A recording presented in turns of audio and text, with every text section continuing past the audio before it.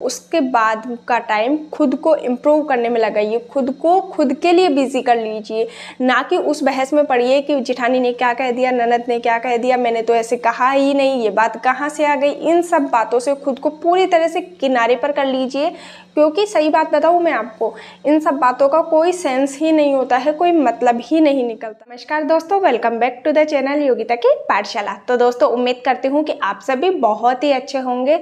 तो दोस्तों आज का जो वीडियो है वो मेरी बहुत सारी बहनों के सवालों का जवाब है। बहुत सारी जो महिलाएं हैं उनका ज़्यादातर यही सवाल रहता है कि भाई जो परिवार वाले हैं, जो घर वाले हैं, वो वैल्यू नहीं करते हैं, हमारी बात को कोई इम्पोर्टेंस ही नहीं देते हैं, हमारी तो कोई इज्जत ही नहीं करता है, हमारी तो बिल्कुल भी वैल्यू नहीं होती है घर में, परिवार में। छोटी देवरानी है, बाद में आई है, उसकी भी वैल्यू करते हैं सब लोग, उसकी भी बात को इम्पोर्टेंस दिया जाता है, लेकिन मेरी बात को इम्पोर्टेंस नहीं दिया जाता है। जो जेठानी है, उसके बच्चे हैं, उनको बहुत ज़्यादा प्यार मिलता है घर परिवार में, घर वालों से, लेकिन मेरे बच्चों को कोई प्यार नहीं करता। तो इस तरह के जो सवाल है ना, वो बहुत सारी महिलाओं के होते हैं। बहुत सारे कमेंट्स भी ऐसे आ रहे हैं कि भाई जब ऐसा हो, कोई वैल्यू ही ना दे, कोई इज्जत ही ना करे, तब क्या किया जाए। तो देखिए मोम्स, जब हमारे साथ ऐसा होता है ना कि हमारी बात को कोई इम्पोर्टेंस ही नहीं देते हैं, जब हमारी कोई वैल्यू ही नहीं करते हैं घर में, तो ज़्यादातर महिलाएं क्या करती है, जाकर के अपने पति के सामने रोना धोना शुरू करती है कि भाई ऐसा हो रहा है, घर वाले इज्जत नहीं दे रहे हैं, घर वाले मेरी बात को तो कोई समझता ही नहीं है, मेरी बात को तो कोई इम्पोर्टेंस ही नहीं देते हैं, या फिर मुझे ही हर जगह गलत समझ लिया जाता है। होता है ना कई बार ऐसे कि आप कुछ सही बोल रहे हो, बिल्कुल सही बोल रहे हो आप, लेकिन आपको ही गलत ठहरा दिया जाता है, आपको ही दोषी समझ लिया जाता है।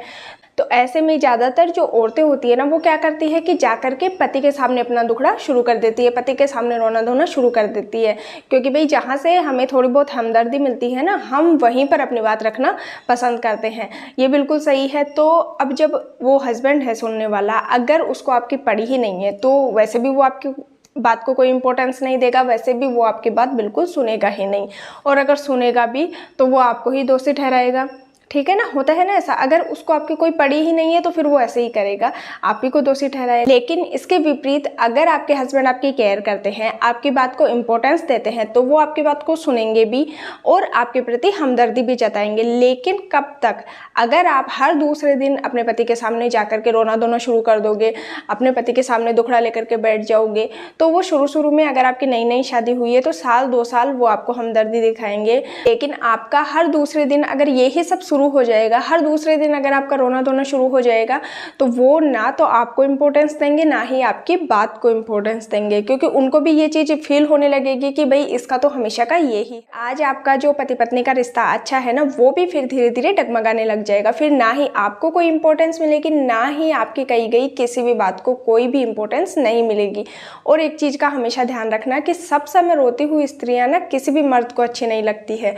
हर पति को वो ही स्त्री अच्छी लगती है जो कॉन्फिडेंट रहे, हर परिस्थितियों से लड़ने के बाद भी सब समय हंसती हुई रहे। तो अगर आप सब समय रोते धोते रहोगे तो एक समय आएगा कि जो आज आपका पति जो आपके प्रति हमदर्दी दिखा रहा है, आपको इम्पोर्टेंस दे रहा है, वो भी फिर धीरे धीरे आपसे कटने लग जाएगा।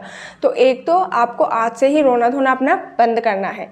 अब अगर हम पति को नहीं कहेंगे तो इस समस्या का हल कैसे निकालें कि भाई हमें घर वाले तो कोई वैल्यू ही नहीं दे रहे हैं, हमें बिल्कुल भी इम्पोर्टेंस नहीं दे रहे हैं।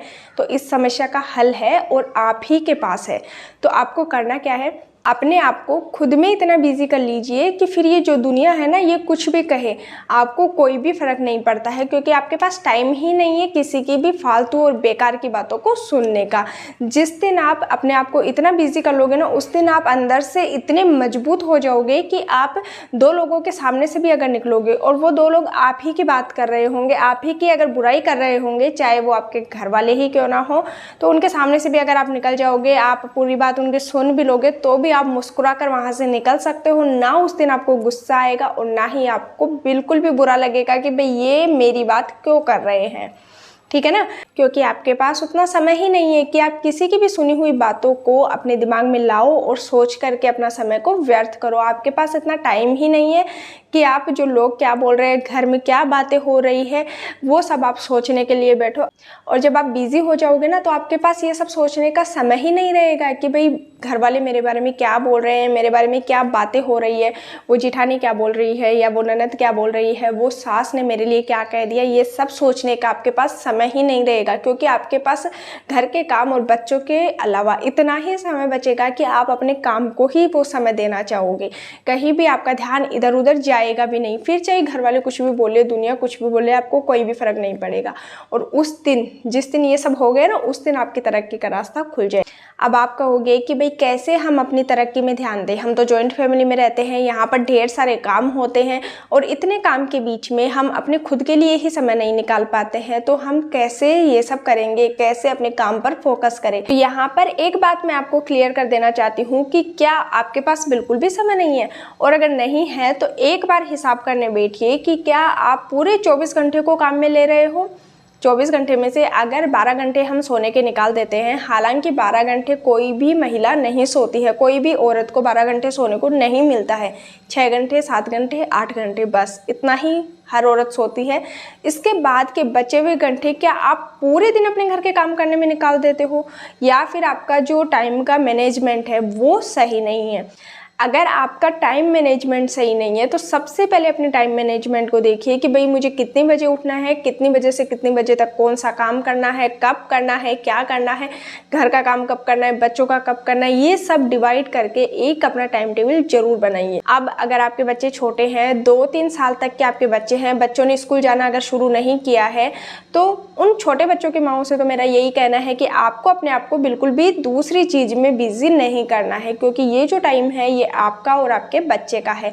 घर के कामों के बाद में जब भी आप फ्री हो रहे हो, अपने बच्चे की केयर कीजिए अच्छे से, और बच्चे की केयर करने और घर के कामों के बाद में अगर थोड़ा बहुत समय मिलता है तो आप अपने बच्चे के साथ खुद रेस्ट कीजिए, नींद पूरी कीजिए अपनी, और अपनी हेल्थ पर ध्यान दीजिए, अच्छा खाइए और बच्चे को अच्छा टाइम दीजिए। तो आपको तो बस मेरा यही कहना है, क्योंकि जब तक बच्चा स्कूल जाना शुरू नहीं कर देगा तब तक आप खुद को किसी और चीज़ में बिजी नहीं कर सकते हो। इस चीज़ को मैं अच्छी तरीके से समझती हूँ, इसीलिए आप तो सिर्फ अपने बच्चों को टाइम दीजिए, जो टाइम बच रहा है उसमें नींद अच्छे से पूरी कीजिए बस।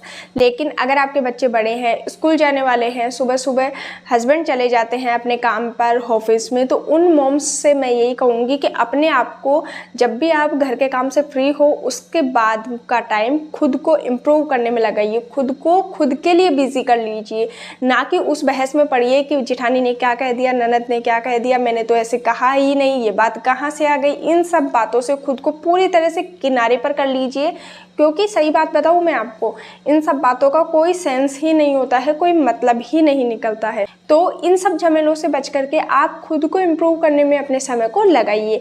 हो सकता है कि अगर आपकी फैमिली बड़ी है तो आपको ज़्यादा टाइम नहीं मिलता है, लेकिन पूरे दिन भर में, दिन का जो बीच का समय होता है लंच के बाद में, आपको 1 से 2 घंटे तो हर किसी को मिलते ही होंगे, ठीक है। तो उस टाइम पर खुद को इम्प्रूव कीजिए, खुद अपने रूम में अपनी स्किल्स पर ध्यान दीजिए कि आपका क्या हुनर था, आपको क्या करना पसंद था, बच्चा होने से पहले, शादी से पहले आप किस चीज़ में अच्छा कर सकते थे, उसी चीज़ को धीरे धीरे शुरू कीजिए। अगर आपको सिलाई आती है तो सिलाई धीरे धीरे शुरू कीजिए, अपने रूम में ही कीजिए, थोड़ा थोड़ा खुद में इम्प्रूव कीजिए। कोई नई चीज़ सीखने की कोशिश कीजिए, जिस चीज़ को आपको सीखने की इच्छा थी लेकिन आप नहीं सीख पा रहे थे, उस चीज़ में अपना समय लगाइए। जो समय आप टीवी देखने में या घर वालों से बहस करने में, गप्पे लगाने में लगा रहे हो, उस समय को ही बचाइए और उस समय में खुद को तराशिए।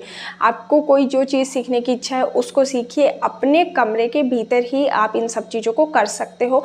अगर मान लीजिए घर का माहौल ठीक नहीं है, आप सबके सामने नहीं कर सकते हो, कोई बात नहीं, आप अपने कमरे तक सीमित रहिए, कमरे तक ही आप अपने आप को सीमित रखिए, वहीं पर खुद को इम्प्रूव कीजिए। और धीरे धीरे जब आप उस चीज़ में परफेक्ट हो जाओ, 6 महीने, साल भर में, तब आप उसी चीज़ को अपनी इनकम का जरिया भी बना सकते हो, क्योंकि आज के टाइम पर हर किसी को कमाना बहुत ही ज़्यादा ज़रूरी है। तो ऐसे में जब आप खुद सेल्फ डिपेंड रहोगे ना, तो आपको बहुत ही अच्छी वाली फीलिंग आएगी। तो अपने काम को ही धीरे धीरे अपनी इनकम का जरिया बनाइए। देखिए मोम्स, ज़रूरी नहीं है कि आप घर से बाहर जाके कमाओगे तभी कमाई होगी, ऐसा बिल्कुल भी नहीं है। आज के टाइम पर तो ये सब कुछ पूरा चेंज हो गया है। आप घर बैठे बैठे भी बहुत कुछ अच्छा कमा सकते हो। तो आपका जितना भी समय बच रहा है ना, 1 घंटा 2 घंटा, उसमें खुद को इम्प्रूव कीजिए, खुद के ऊपर काम कीजिए। अगर आपको सिलाई आती थी पहले थोड़ी बहुत, तो उसमें खुद को इम्प्रूव कीजिए। अगर आपको कढ़ाई बुनाई आती थी तो अपने कमरे से ही शुरू कीजिए। सबसे पहले अपने कमरे को ही सजाइए, संवारिए, धीरे धीरे चीज़ों की शुरुआत कीजिए। देखिए, एकदम से चीज़ें बड़ी नहीं बनती है, एकदम से सब कुछ नहीं हो जाता है। धीरे धीरे चीज़ों की शुरुआत कीजिए, धीरे धीरे चीज़ें इम्प्रूवमेंट लाती है। धीरे धीरे हम किसी चीज़ में करते हैं ना, तो हमारी मेहनत जरूर रंग लाती है। और जब धीरे धीरे आप ये सब करना शुरू करोगे ना, तो आप अपने आप में इतने बिजी हो जाओगे कि आपको अपने घर के काम करने के बाद में आपको यही समझ में आएगा कि भाई आज मुझे ये करना है, आज मुझे ये कंप्लीट करना है। तो आपके पास फालतू की बातों को सुनने और दिमाग में लाने का समय ही नहीं रहेगा। अगर आप सुन भी लोगे किसी से कि भाई कोई मेरे बुराई कर रहा है सामने साम, या फिर कोई मेरे बारे में कुछ कह रहा है, तो भी आपको फिर कोई फर्क नहीं पड़ेगा, क्योंकि आपके पास उतना टाइम ही नहीं है कि भाई आप ये सब चीज़ें सोचने के लिए बैठो। क्योंकि इसके अलावा आपके बहुत सारे काम हैं जो आपको करने हैं, और वो आपकी तरक्की करेंगे, ना कि ये सब फिजूल की बातें। और देखिए मॉम्स, ये सब करने के बाद में एक दिन जब आप सेल्फ डिपेंड बन जाओगे, घर में रहने के बावजूद आप इतना सब कुछ कर रहे हो, कमा रहे हो, तो आपको खुद को इतनी अच्छी वाली फीलिंग आएगी कि आपका ध्यान इन सब चीज़ों की तरफ जाएगा ही नहीं कि भाई किसी ने क्या कह दिया। तो आपको सबसे पहले मेरा यही कहना है कि आपको रोना धोना नहीं है। रोने धोने से कुछ नहीं होता है मॉम्स। अगर आपका जो थोड़ा बहुत बचा हुआ रिश्ता है ना, वो भी खराब हो जाएगा। और हाँ, एक चीज़ को हमेशा ध्यान रखिएगा कि आपको खुद को किसी के साथ बुरा नहीं करना है। बेवजह है आपको किसी का भी दिल नहीं दुखाना है। अगर आप खुद किसी के साथ गलत करके फिर अगर आप अपने काम पर फोकस करने बैठोगे ना, तो आपको बिल्कुल भी अपने काम पर फोकस नहीं होगा, बिल्कुल भी आप उस काम में सक्सेस हो ही नहीं सकते। क्यों नहीं हो सकते, ये मैं किसी और वीडियो के द्वारा आपको समझाऊंगी कि आप फिर उस काम में सक्सेस क्यों नहीं हो सकते। लेकिन अगर आप पूरी तरीके से सही हो, आपने किसी का दिल नहीं दुखाया है, लेकिन फिर भी लोग आपके बारे में अनचाही बातें बोल रहे हैं, बहुत तरह की बातें बना रहे हैं, आप अपना कर्तव्य पूरा निभा रहे हो, आप अपना फर्ज पूरा निभा रहे हो, तो फिर इन सब बातों से बचने के लिए आप अपने आप को कहीं और बिजी कर लीजिए। फिर वहां से आपको बहुत सारे रास्ते मिल जाएंगे और बहुत ही सुखद एहसास होगा। लेकिन खुद किसी का दिल नहीं दुखाना है। तो अब देखना ये है कि आपको अपने किस काम पर फोकस करना है। और अगर इस वीडियो ने आपको मोटिवेट किया है, थोड़ा बहुत भी अगर आपके अंदर जुनून पैदा किया है कि भाई मुझे कुछ करना है, तो मुझे कमेंट बॉक्स में कमेंट करके ज़रूर बताइएगा। और इस वीडियो को इतना ज़्यादा शेयर कीजिएगा कि जो बहुत सारी महिलाएं हैं, जो बहुत सारी हमारी बहनें हैं जो इस परिस्थिति से जूझ रही है, उनको एक नया रास्ता मिल सके। तो इस वीडियो को ज़्यादा से ज़्यादा शेयर कीजिएगा, भरपूर शेयर कीजिएगा, भरपूर इस वीडियो को प्यार दीजिएगा। और अगर आप पुरुष हो और इस वीडियो को अगर आप देख रहे हो, तो आपको अपनी माँ, पत्नी, बहन, जहाँ भी आपको ज़रूरत लगे, जिसके पास भी आपको इस वीडियो को पहुँचाना हो, ज़रूर पहुँचाइएगा, ज़रूर वीडियो को शेयर कीजिएगा।